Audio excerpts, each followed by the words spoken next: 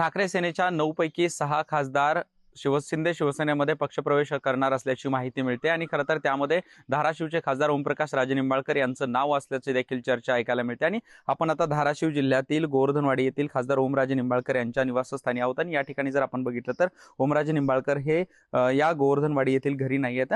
आपण थोड्या वेळापूर्वी ओमराजे निंबाळकर यांच्याशी संवाद साधण्याचा प्रयत्न केला, त्यावेळी त्यांनी आपल्याला असं सांगितलं की ते पुण्यामध्ये असल्याची देखील माहिती मिळते। खरं तर खासदारांचा काही गट दिल्लीला पोहोचला असल्याची देखील माहिती मिळते, तर काही जण आपापल्या परीनं लवकरच दिल्लीला पोहोचणार आहेत आणि यांची जी गोपनीय बैठक आहे ती गृहमंत्री अमित शहा यांच्यासोबत होणार असल्याची देखील माहिती मिळते। खरं तर ओमराजे निंबाळकर हे उद्धव ठाकरे यांच्या अतिशय जवळचे खासदार म्हणून ओळखले जात होते, निष्ठावंत खासदार म्हणून ओळखले जातात आणि खरं तर एकूणच जर आपण बघितलं तर महाराष्ट्रातील सर्वाधिक मताधिक्य घेऊन ओमराजे निंबाळकर हे निवडून आले होते। मात्र आता हेच ओमराजे निंबाळकर उद्धव ठाकरे यांची साथ सोडणार का आणि ओमराजे निंबाळकर हे एकनाथ शिंदे यांच्या शिवसेनेत पक्ष प्रवेश करणार का हे पाहणं औत्सुक्याचं ठरणार आहे।